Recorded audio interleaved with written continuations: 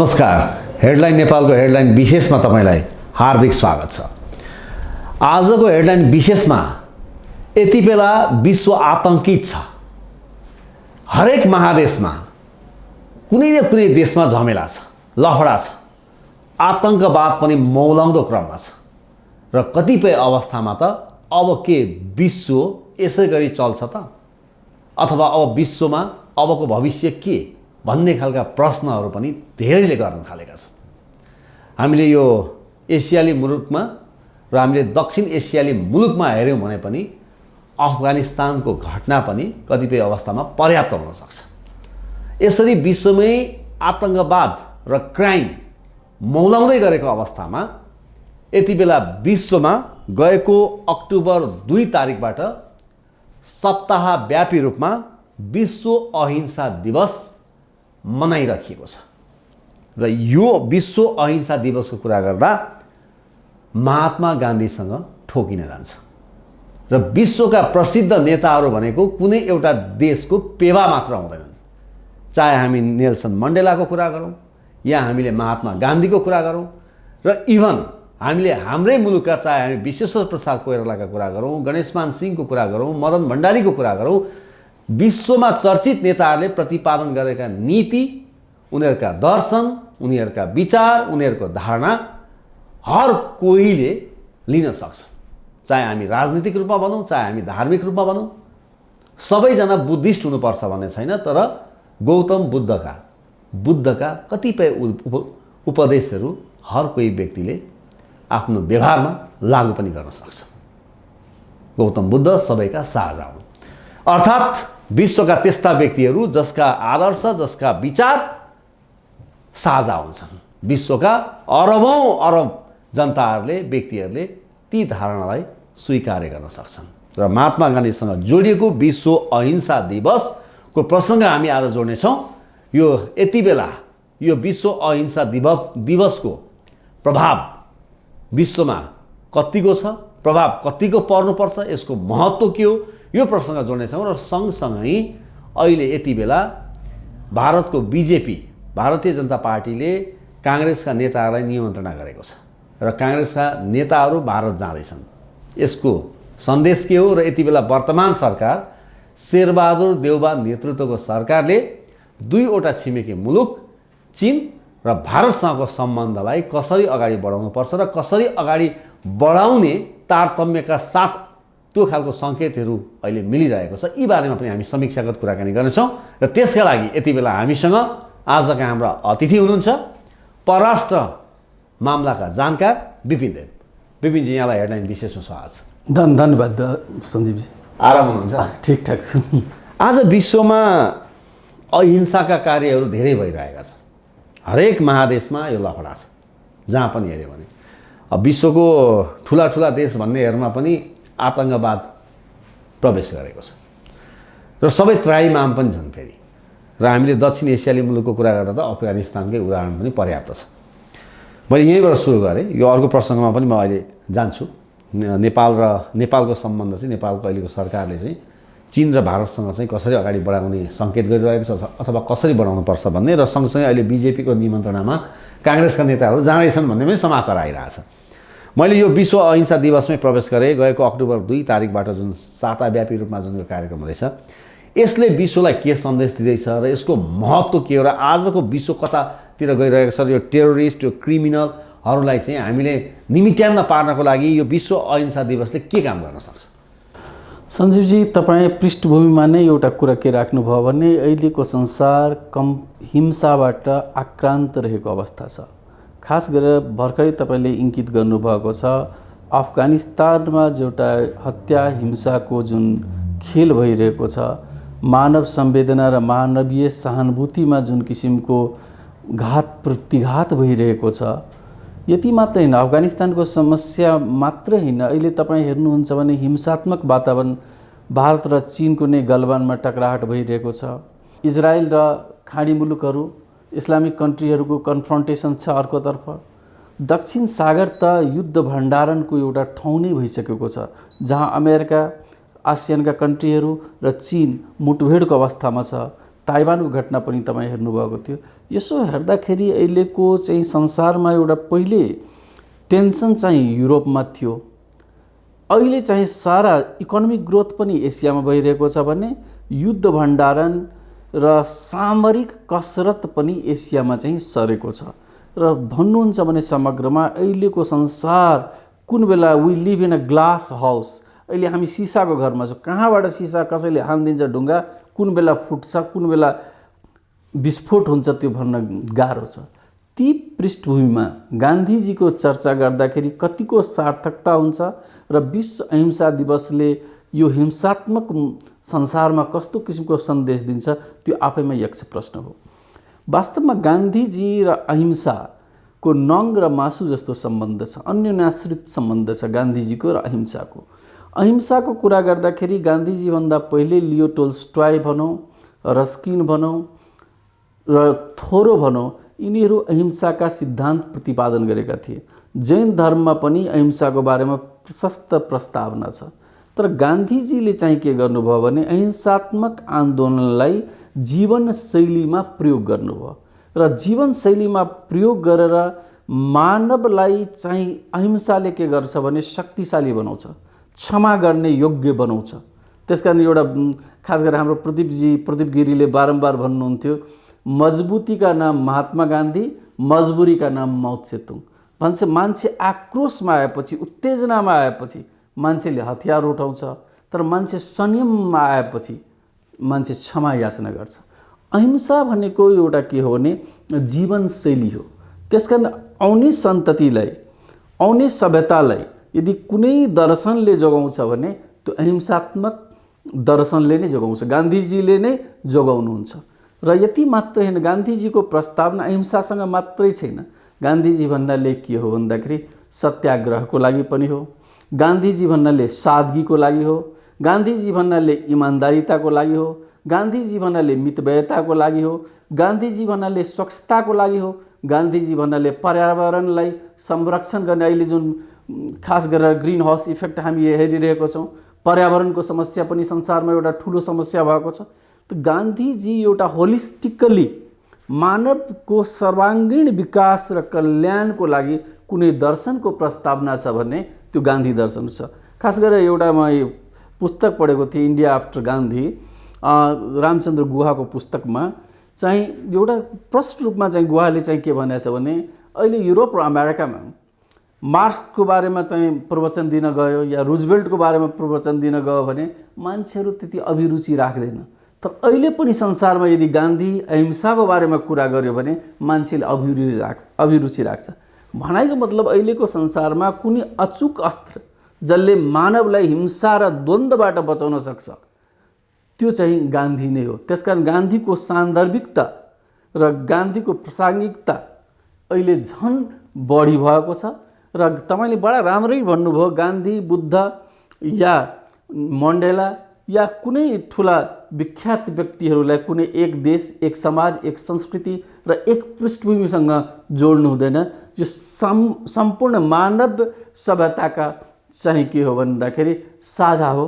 र त्यसमा खास गरेर नेपालको सन्दर्भमा भन्नुहुन्छ भने नेपाली राजनीतिमा सुरुवातदेखि अहिलेसम्म सबभन्दा बढी प्रभाव गान्धीको नै देखिएको छ।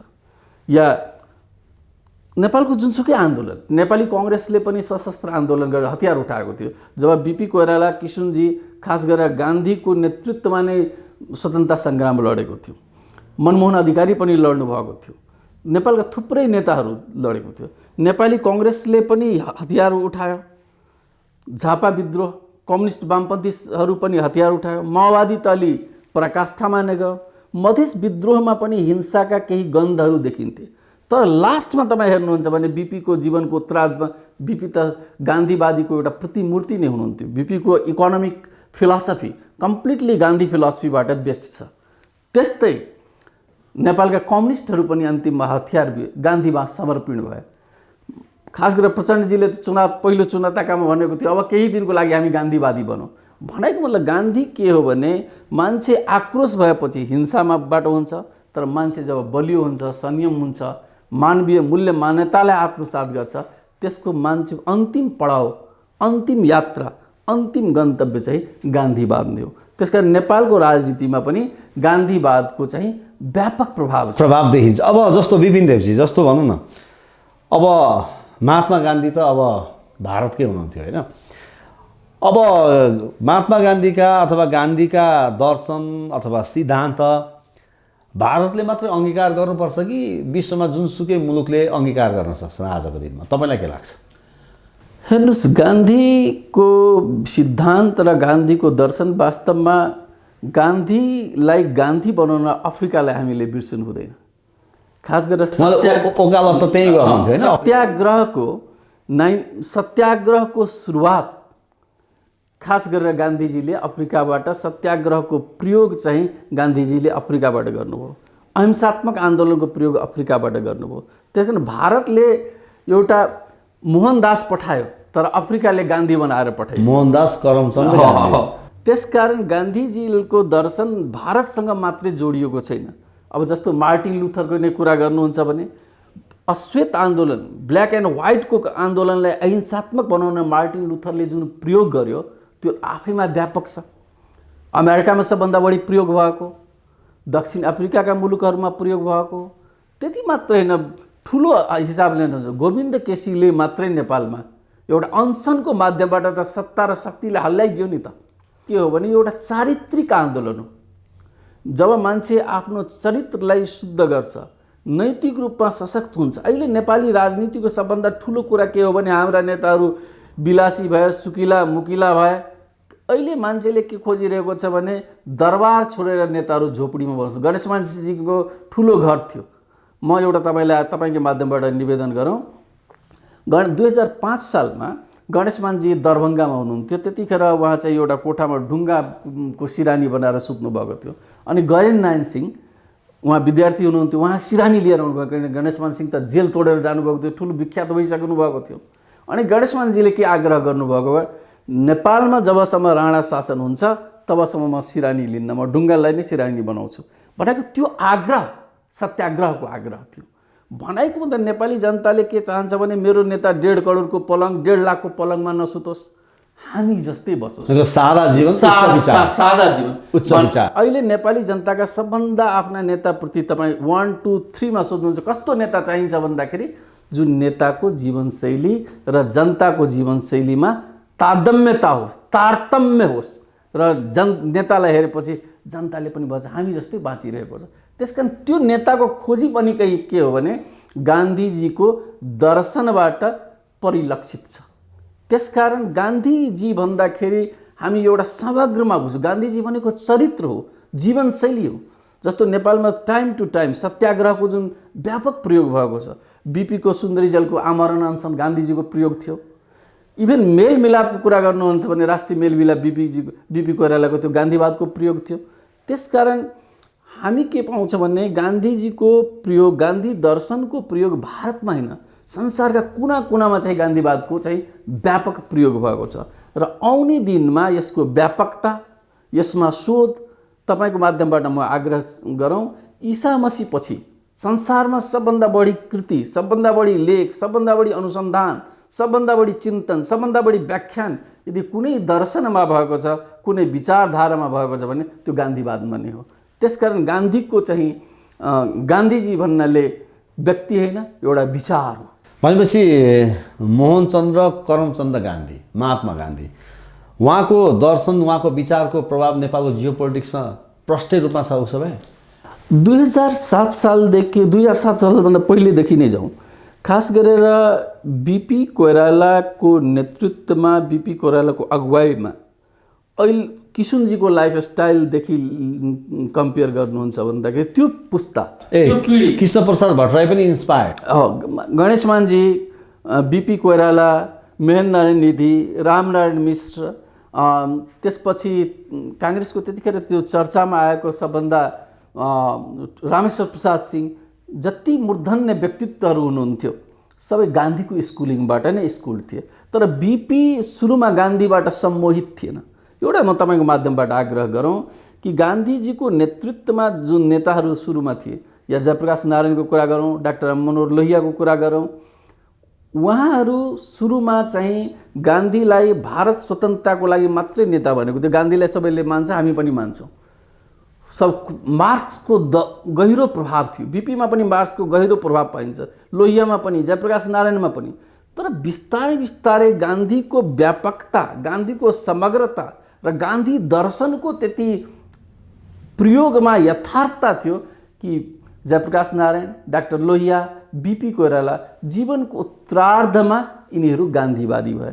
त्यसकारण नेपालमा जति पनि राजनीतिक प्रयोग भएको छ 2007 सालदेखि हालसम्म, त्यसमा गान्धीको गहिरो प्रभाव र म तपाईको माध्यमबाट आग्रह, बीपीको आर्थिक दर्शन जुन छ त्यो त्यसमा गान्धीवादको, गान्धीको इकोनोमिक फिलोसफी, बीपी भन्नाले नै बीपीको गाउँको दर्शन, प्रत्येक घरमा एउटा गाई हुनुपर्छ, 2 छाक खाना पाउनुपर्छ, स्मल इज ब्युटिफुल, सुमाकरको जुन सिद्धान्त छ, यस भन्नाले ठुलो कल कारखानाको बीपी कोइराला विरोधी हुनुहुन्थ्यो। इन्डस्ट्रियलाइजेसन व्यापक रूपमा हुनु हुँदैन, सेल्फ सस्टेन गाउँ बलियो हुनुपर्छ। बीपीको दर्शनमा गान्धीको गहिरो प्रभाव छ, प्रष्टै देखिन्छ। अब हामीले अहिले यो प्रसङ्ग जोड्दै गर्दा मैले अब भारतकै प्रसङ्ग जोडेँ। महात्मा गान्धी हिन्दूवादी नै हुनुहुन्थ्यो होइन? अहिले बिजेपीले पनि हिन्दू धर्मलाई एउटा बेस नै बनाएको छ। तर पनि जुन प्रकारले महात्मा गान्धीलाई बिजेपीले मान्नु पर्थ्यो त्यो ढङ्गले चाहिँ बिजेपीले किन मान्दैन भन्ने खालका प्रसङ्ग पनि आउँछन्। र कहिलेकाहीँ जस्तो महात्मा गान्धी त्यतिको आज अहिंसाको आज हामी कुरा गरेका छौँ, शान्तिका कुरा गरेका छौँ, त्यस्ता महात्मा गान्धीको पनि मृत्यु भएन, हत्या हो नि त। नाथुराम गोडसेले हत्या गरे भनौँ न होइन? र नाथुराम गोडसे चाहिँ कुनै समयमा चाहिँ वान्स अपुन अ टाइम आरएसएसका मेम्बर पनि थिए भनिन्छ। महात्मा गान्धीलाई जति मान्नुपर्ने बिजेपीले किन मान्दैन र यो आरएसएससँग चाहिँ जोडेर नाथुराम गोडसेलाई किन हेरिन्छ? तपाईँले के बुझ्नु भएको छ यो विषयमा? एकदमै खास गरेर सञ्जीवजीको एकदम दार्शनिक प्रश्न छ र यो प्रश्नमा मलाई लाग्छ धेरै व्यापक बहस अहिले सारा संसारमा भइरहेको छ। गान्धीको हिन्दूवाद जुन थियो त्यो बडो राम हरेक कुरामा चाहिँ गान्धी हिन्दू दर्शनलाई छोड्नु भने, तर हिन्दू दर्शन जुन थियो गान्धीको के थियो भने विचार, हिन्दुइजम इज इन इट्सेल्फ सेकुलरिजम। उहाँ हिन्दूवादी हिन्दू धर्मलाई जीवन पद्धतिमा लागू गर्नुभएको थियो, तर जहिले पनि उहाँ हिन्दू मुस्लिमको हार्मोनीमा त्यतिकै जोड दिनुहुन्थ्यो। भन्नाले सही हिन्दू को हुन्छ भन्ने जो अरू धर्मलाई आत्मसात गर्छ त्यो नै हिन्दूवादी हो। अर्थात् जुन बेला भारत स्वतन्त्र भएको थियो, नेहरू र पटेल चाहिँ दिल्लीमा चाहिँ प्रधानमन्त्री र गृहमन्त्री भएका थिए, तर महात्मा गान्धी त्यतिखेर नुवाखोली कलकत्तामा चाहिँ हिन्दू मुस्लिमको दङ्गालाई कन्ट्रोल गर्न वान म्यान आर्मी, ब्याकग्राउन्डमा डाक्टर लोहिया थिए, तर उहाँ चाहिँ दङ्गालाई कन्ट्रोल गर्नको लागि अनसन बस्नुभएको थियो। त्यसको गहिरो प्रभाव थियो। हतियार समर्पण गरे हिन्दू मुसलमान। र गान्धीजी अलि बाँचेको भए उहाँको प्लान चाहिँ पाकिस्तान जानु थियो र पाकिस्तानमा त्यहाँ अल्पसङ्ख्यकमाथि जुन ज्यादती भइरहेको थियो त्यसलाई रोक्नु थियो। भनेको मतलब गान्धीजीको हिन्दुत्व बेग्लै किसिमको छ, उहाँको हिन्दुत्वमा समग्रता छ। तर तपाईँले एउटा यक्स प्रश्न के उठाउनु, यो बिजेपी जुन हिन्दूवाद भन्छ त्यो कस्तो किसिमको हो? वास्तवमा भन्नुहुन्छ भने बिजेपी हिन्दू महासभाबाट, खास गरेर सावरकर चाहिँ एउटा ठुलो विशाल व्यक्तित्व हुनुहुन्थ्यो। सावरकर, डाक्टर श्यामाप्रसाद मुखर्जी, पण्डित दीनदयाल उपाध्याय, गुरु ग्वालकर, उहाँहरू चाहिँ को विचार हिन्दू दर्शन चाहिँ के थियो भन्दाखेरि, हिन्दू दर्शन दीनदयाल उपाध्यायको प्रस्तावना थियो इन्टिग्रेटेड ह्युमेनिजम भन्नाले बिजेपीको जुन दार्शनिक फिलोसफी छ यो बुझ्नुपर्छ, नेपालमा पनि हामीले बुझ्नुपर्छ। दीनदयाल उपाध्यायले के भनेको थियो भने क्यापिटलिजम र कम्युनिजमले चाहिँ के गर्छ भने वस्तु, मान्छे एउटा वस्तु हो, मान्छेको चाहिँ के हो भने भौतिक तृप्ति मात्रै मान्छेको गोल हो। तर हिन्दू फिलोसफीले के भन्छ भने मान्छेको आध्यात्मिक तृप्ति र भौतिक तृप्तिको समग्रता, एकात्मक मानववाद भनेको मतलब बिजेपीको स्कुल अफ द थट जुन छ र गान्धीको स्कुल अफ द थट छ त्यो पृथक छ। तर कालान्तरमा के भयो भने मोदीको आगमन भएपछि मोदीले जुन स्वच्छताको अभियान, खास गरेर अहिले चाहिँ गान्धीको महिमा मण्डित बिजेपीले पनि गरिरहेको छ र तपाईँले त्यसमा एउटा प्रश्न के गर्नुभयो गोडसेसँग जोड्नुभयो। 1933 अग्रणी भन्ने पत्रिका प्रकाशित भएको थियो। त्यो पत्रिकाबाट नै चाहिँ नाथुराम गोडसेले के भनेका थिए भने अब मेरो आरएसएसमा कुनै संलग्नता छैन। त्यसकारण एक समयमा गोडसे आरएसएसको क्याडर थियो, तर कालान्तरमा चाहिँ गोडसेको र आरएसएसको सम्बन्ध चाहिँ उभएको थियो र केही त्यसमा चाहिँ धेरै खास गरेर कमिटीहरू, गान्धीको हत्यामा धेरै कमिटीहरू, त पटेलले त क्लिन चिट नै दिएको थियो गृहमन्त्रीले, वास्तवमा आरएसएसको क्याडरको चाहिँ छैन भूमिका भनेर एउटा ठुलो विषय छ, बहसको विषय छ। तर जे भए तापनि गान्धीको विराट व्यक्तित्व नै यस्तो छ कि बिजेपी होस्, कांग्रेस होस् या भारतीय राजनीतिको जुनसुकै गान्धीको अहिले पनि नाम लिइकन कसैको चाहिँ पसल चल्नेवाला छैन। त्यसकारण गान्धीको एउटा के छ भन्दाखेरि इतिहाससँग जहिले पनि हामीले न्याय गर्नुपर्छ। पाकिस्तानमा एउटा मैले आज एउटा चिन्तन गर्दै थिएँ, पाकिस्तानलाई स्वतन्त्र गराउने त गान्धी नेहरू नै थिए या अरू स्वतन्त्रताका नेताहरू नै थिए, तर पाकिस्तान स्वतन्त्र भइसकेपछि त्यहाँ इतिहासलाई याद गरेन, गान्धीलाई नै याद गरेन। त्यसको फलस्वरूप के भयो भने इस्लामीकरण, हत्या, हिंसा, सैनिकीकरण, प्रजातन्त्रले अस्थायित्व प्राप्त गर्न सकेन। भनाइको मतलब के भन्दाखेरि इतिहाससँग जहिले पनि हामीले न्याय गर्नुपर्छ। इतिहासले दिएका मार्गदर्शन, इतिहासले दिएका गोरेटोलाई हामीले अवलम्बन गर्नुपर्छ। त्यसकारण मात्रै हाम्रो उत्तरोत्तर प्रगति हुन्छ। यस सन्दर्भमा भन्ने हो भने बिजेपीको स्कुल अफ थट फरक छ। गान्धीको बारेमा एउटा चाहिँ के भनेको छ भने डाक्टर लोहियाले भन्नुहुन्थ्यो, भारतमा 3 किसिमका गान्धीवादी छन्। एक किसिमका गान्धीवादी जो गान्धीको नाममा सरकार चलाउँछ। दोस्रो गान्धीवादी चाहिँ के छ भने गान्धीको नाममा सङ्घ संस्थाहरू चलाएर आफ्नो खेती गर्छ। तेस्रो चाहिँ कुजात गान्धीवादी, जसले गान्धीलाई मान्छ तर कसैले त्यसलाई पत्याउँदैन, त्यसले काम गरिरहन्छ। जुन कि नेपालमा ठ्याक्कै बिपी कोइरालामा पनि त्यस्तो भएको छ। बिपीको नाममा कोही सरकार चलाइरहेको छ, कोही सङ्घ संस्था चलाइरहेको छ, तर साँच्चीकै जो बिपीको समाजवादी चिन्तनलाई बोकेको छ त्यसलाई चाहिँ कसैले पत्याउँदैन। भन्नाले यो भौतिकवादी समाजले त्यसलाई रुचाउँदैन, जसको समाजवादी शैली छ। त्यसकारण बिपीलाई यदि कोही जोगाउँछ भने कुजात बिपीवादीहरूले जोगाउँछ। सरकारवादी बिपीवादीहरू र यो सङ्घ बिपीको नाममा सङ्घ संस्था र एनजिओ चलाउनेले बिपीलाई जोगाउन सक्दैन। अब विपिनजी, तपाईँ एउटा तपाईँ प्राध्यापन पेसाको व्यक्ति होइन, तपाईँको पेसागत रूपमा त प्राध्यापन नै हो। तपाईँले चाहिँ आफ्नो ज्ञानहरू चाहिँ बाँड्नुहुन्छ, कलेजमा पढाउनु पनि हुन्छ।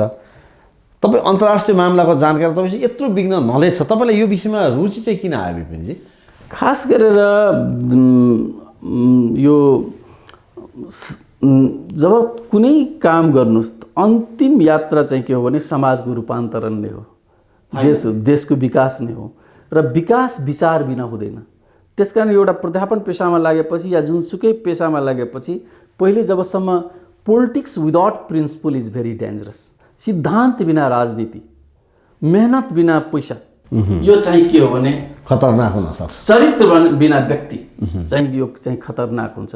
त्यसकारण हामी जुनसुकै तपाईँ पत्रकार हुनुहुन्छ, म प्राध्यापन पेसामा छु, तर समग्रमा चाहिँ हाम्रो चिन्ता चाहिँ आउने सन्तति, भोलि तपाईँको छोरा, मेरो छोरा कस्तो समाजमा बस्छ, त्यो समाजको रूपरेखा के हो भने त्यो हाम्रो मानसपटलमा आउनुपर्छ। त्यो भइसकेपछि के हुन्छ भने अलि रचनात्मक चेतको अनुभूति चाहिँ हुन्छ है। अब मैले अर्को प्रसङ्ग जोडेँ। अहिले समाचारमा आइरहेको छ, तपाईँले पनि हेर्नुभयो होला समाचारहरू, कि नेपाली काङ्ग्रेसका केही नेताहरू बिजेपीको निमन्त्रणामा चाहिँ जाँदैछन् भन्ने कुराहरू आइरहेको छ। त्यसलाई विभिन्न कोणबाट हेरिँदैछ। यसको सन्देश के हो? यसले के सङ्केत गर्छ? बिजेपीले नेपाली काङ्ग्रेसका निमन्त्रणा किन गरे होला र नेपाली काङ्ग्रेसका नेताहरू चाहिँ किन गइरहेछन्? यसको इङ्गित चाहिँ कहाँनिर पाउनु भएको छ? यसको सन्देश के हो विपिनजी? अब यो पत्र पत्रिकाको पढाइलाई आधार मान्ने हो भने एउटा चाहिँ बिजेपीको निमन्त्रणामा, खास गरेर नेपाली काङ्ग्रेसका अहिले सरकारमा भइरहेको बेला नेताहरूको चाहिँ भ्रमण भइरहेको छ। यो शक्ति सन्तुलनसँग या मित्रतालाई प्रगाढ बनाउनको लागि चाहिँ एउटा राजनीतिक कसरत हो कि भन्ने पत्रिकामा आएको कुरा चाहिँ ठिकै हो। तर नेपाल र भारतको राजनीतिक दलहरूको सम्बन्ध र सम्पर्कलाई चाहिँ हामी अध्ययन गर्दाखेरि के पाउँछौँ भन्दाखेरि यो चाहिँ पुरानो एउटा परिपाटी नै चलिआएको छ। खास गरेर भारतीय कांग्रेसको पनि विभिन्न किसिमको बैठकमा नेपाली कांग्रेसका नेताहरूको चाहिँ सशरीर उपस्थिति थियो र तपाईले 2046 सालको आन्दोलनको पूर्व सन्ध्यामा चन्द्रशेखर, हरिसिंह सिंह सुरजित, डाक्टर सुब्रमण्यम स्वामी गणेशमान सिंहको घरमै आउनुभएको थियो। त्यसकारण यसलाई औपचारिक रूपमा अब नीतिश कुमार चाहिँ काठमाडौँ आएकै थियो निमन्त्रणामा। त्यसकारण यो दक्षिण एसिया र खास गरेर भारत नेपालको नेताहरूको बीचको व्यक्तिगत सम्बन्ध र संस्थागत सम्बन्धले चाहिँ यो भ्रमण भएको छ। त्यसलाई अहिले टिप्पणी गर्नु अब मलाई मेरो विचारमा हतार नै हुन्छ। अब जस्तो भनौँ न, अहिले शेरबहादुर देउवाको नेतृत्वको सरकार आएपछि भारतले औपचारिक रूपमा निम्तो त गरेका छैन नि। मन्त्रीमण्डल पूर्ण रूपमा फर्मेसन भएपछि निम्तो आउँछ भन्ने पनि समाचार चाहिँ आइरहेका छन्। निम्तो हुन्छ कि हुँदैन होला र यो अलिकति ढिलाइ भयो जस्तो देखिन्छ। यसको कारण चाहिँ अथवा यो परिस्थितिलाई तपाईँले कसरी बुझ्नु भएको छ? निमन्त्रणाको त हामी अपेक्षा नै गरौँ र तपाईँले भनेको त प्रश्नमा नै जवाब लुकेको छ। गभर्नमेन्ट चाहिँ फुल फर्ममा आएको छैन। त्यो फुल फर्ममा आएपछि मलाई लाग्छ प्रोटोकल या अहिले निमन्त्रणाको हामी अपेक्षा गरौँ। त्यो खास गरेर इन्डियाको डिप्लोमेसी के छ भने कन्सिस्टेन्ट छ। जुनसुकै प्रधानमन्त्री नेपालको प्रधानमन्त्रीलाई चाहिँ निम्ता दिने, दिल्लीमा चाहिँ स्वागत गर्ने, एक दुईवटा सन्धि सम्झौतामा हस्ताक्षर गर्ने, त्यो चाहिँ पुरानो परिपाटीलाई, त्यसमा पनि शेरबहादुर देउवा चाहिँ यसमा पुरानो खेलाडी हुनुहुन्छ। खास गरेर प्रधानमन्त्री अनुभव अरूभन्दा अधिक छ। त्यसकारण यो खेलमा चाहिँ उहाँ पछाडि पर्नुहुन्न। हामी अपेक्षा गरौँ चाँडै नै सायद। अर्थात् अहिले काङ्ग्रेसका लिडरहरू गइसकेपछि पनि एउटा सम्भावना चाहिँ त्यहाँ रहन सक्छ होइन कुराकानीको। अब अहिले नि जस्तो काङ्ग्रेसको नेतृत्वको सरकार छ होइन, तपाईँले पनि अहिले भन्नुभयो काङ्ग्रेसको नेतृत्वको सरकार मात्र छैन, काङ्ग्रेसलाई महाधिवेशन पनि लागेको छ, छुइसकेको छ होइन। अब चीन र भारत दुईवटा छिमेकी मुलुक छन्। यसमा यो काङ्ग्रेसको सरकार र काङ्ग्रेस पार्टीसँग जोडिएको महाधिवेशन र अहिलेको सरकारले राख्ने सम्बन्ध र सन्तुलितका कुराहरू पनि जोडिन सक्छन्। यो समग्र परिस्थितिलाई हाम्रा यी दुईवटा छिमेकी मुलुकले कसरी हेरिरहेका होलान् र काङ्ग्रेस सरकारको अगाडि केही च्यालेन्जेसहरू देख्नु भएको छ कि छैन? पक्कै नै खास गरेर डिप्लोमेसीमा चाहिँ व्यापक ठुलो च्यालेन्ज पनि छ, ठुलो दबाब पनि छ। कोरोना महामारीले गर्दाखेरि हाम्रो अर्थतन्त्रको मेरुदण्ड एक किसिमले भाँचिएको अवस्था छ र आर्थिक मेरुदण्डलाई जबसम्म सुदृढ गर्दैन, बलियो बनाउन सक्दैन भने राज्यले लिएका सङ्कल्पहरू चाहिँ प्रत्याभूति हुँदैन, पुरा हुँदैन। त्यसकारण चाहिँ हाम्रो डिप्लोमेटिक रिलेसन खास गरेर दुईटै भीमकाई अर्थतन्त्र भएका देशसँग हाम्रो सौहार्द्रता र समधुरता चाहिँ राम्रै हुनुपर्छ। र एउटा चाहिँ सक्सेस के देख्यो भने कोरोना कालमा चाहिँ तपाईँले महसुस गर्नुभएको होला, प्रत्येक नागरिकले महसुस कि इन्डियासँग जुन खास गरेर सप्लाई चेन थियो त्यो डिस्टर्ब भएन भने खाद्यान्नको समस्या, पेट्रोलको समस्या, हरेक कुरा त उतैबाट आउँछ, दक्षिणतिरबाट नै धेरै कुरा आउँछ। त्यसको चाहिँ खास गरेर हामीले चाहिँ त्यस्तो किसिमको अनुभव भएन। जबकि सारा संसार लकडाउन थियो, इन्डिया नै ठुलो लकडाउनमा थियो, नेपाल पनि लकडाउनमा थियो भन्नाले त्यो सप्लाई चेनले एउटा मेन्टेन गरेको थियो। तर भारतको बारेमा जुन किसिमको व्याख्या हुन्छ, तपाईँ हामी जस्तो मान्छेले पत्र पत्रिकाको बारेमा चर्चा गर्छौँ, धेरै कुरा कटु कुराहरू हुन्छ, त्यसलाई हामी आलोचना गर्छौँ। त्यो किसिमको दृष्टि चाहिँ चीनमा पनि जानुपर्छ। चीनका राम्रा कुरालाई प्रशंसा गर्ने र चीनबाट भएका केही व्यवहारहरूलाई चाहिँ यदि त्यो व्यवहारले हामीलाई घात गरिरहेको छ भने त्यसलाई चाहिँ भर्त्सना गर्ने, त्यो किसिमको चाहिँ व्याख्यान, त्यो किसिमको न्यारेटिभ नेपाली राजनीतिमा र नेपाली पत्रकारितामा सुरु भएको छैन। जस्तो तपाईँले अहिले नोटिस गर्नुभयो होला कि भूकम्पपछि हाम्रो बोर्डर चाहिँ तातो पानीको बोर्डर होस्, रसुवाको बोर्डर होस्, कुनै सुचारू भएको छैन। 1000 कन्टेनर अहिले चाहिँ बोर्डरमा थन्किएको छ, त्यहाँ स्याउहरू छ, कुहिएको छ। नेपाली व्यापारीहरू एकदम बोल्ने र सुन्ने, अब चाइनिजहरूको बोली, चाइनिजहरूको चाहिँ स्टाइल चाहिँ फरक छ। त्यसलाई गभर्नमेन्टमा डिप्लोमेटिक लेभलमा त्यो बोर्डरलाई सुचारू गरिदियो भने दसैँ तिहार आइरहेको छ, कन्टेनरहरू अड्किएका छन्, त्यहाँ 5वटा 6वटा कन्टेनरहरू चाहिँ पठाउँछ, व्यापारीहरूको सामान कुहिरहेको छ, दसैँ तिहारको बेला चाहिँ त्यसलाई बेच्नुपर्छ, आम्दानी गर्नुपर्छ, त्यो त करको पैसा हो नि। नेपाली व्यापारीहरूले त they are the tax payer. उनीहरू समृद्ध हुँदैन भने मुलुक कसरी समृद्ध हुन्छ? त्यस अवस्थामा चीनसँग भएको नाकाहरू, सप्लाई चेनलाई कसरी सुचारू गर्ने, जसबाट चाहिँ हाम्रो इकोनोमी, हाम्रो अर्थतन्त्र जोडिएको छ। त्यसकारण भारत र चीनसँग खास गरेर अबको राजनीतिको, जसरी पैसा हेर्नुहुन्छ भने डलर करेन्सी, डलरमा चाहिँ नेपाली डलरमा एकतर्फ चाहिँ देशको चिन्ह हुन्छ, अर्कोतर्फ 1-2 लेखेको हुन्छ। भनाइको मतलब राजनीतिको पछाडि अर्थनीति हुन्छ। जबसम्म तपाईँ अर्थनीतिलाई राम्रो बनाउनुहुन्न भने राजनीति प्रशोधित हुँदैन, राजनीति प्योर हुँदैन। त्यसकारण चीनसँगको जुन सम्बन्ध छ, बोर्डरको समस्या होला चीनसँग या व्यापारको सम्बन्ध होला, मात्रै सन्धि र सम्झौता यति नाका खोल्यो, यो गर्यो, तर हामी रसुवा र यो तातो पानीको बोर्डरलाई अहिलेसम्म सुचारू गरेको छैन। त्यसकारण अब चाहिँ आउने दिनमा चाहिँ के गर्नुपर्छ भने खास गरी नेपाली कांग्रेसको डेमोक्रेटिक गभर्नमेन्ट, हामी डेमोक्रेसीको एउटा ठुलो संवाहक नेपाली कांग्रेस हो। यसमा पनि कांग्रेसको सरकारलाई एकदम अर्जुन दृष्टि राखेर व्यापारलाई सुचारू बनाउनुपर्छ। चीनसँग पनि एउटा स्वाभिमानका साथ, चीन एउटा ठुलो अर्थतन्त्र भएकोले अब चीनसँग धेरै अब आर्थिक सम्बन्ध चाहिँ बढाउनुपर्छ। हिन्दुस्तानसँग पनि त्यस्तो किसिमको सम्बन्ध बढाउनुपर्छ र दुईटै छिमेकीको सहयोग र सहानुभूतिबाट एउटा इन्भेस्टमेन्ट फ्रेन्डली, निवेश मैत्री वातावरण नेपाली समाजमा चाहिँ बनाउनुपर्छ। र गान्धीजीको कुरा गर्दाखेरि हामी प्रश्न, आज हाम्रो व्याख्यान र हाम्रो गफ चाहिँ गान्धीजीमा केन्द्रित थियो। त्यसकारण हाम्रो भूमिलाई भारतको विरोधमा पनि होइन, चीनको विरोधमा पनि होइन, हाम्रो भूमिलाई चाहिँ के निवेश मैत्री भूमि बनाउनुपर्छ।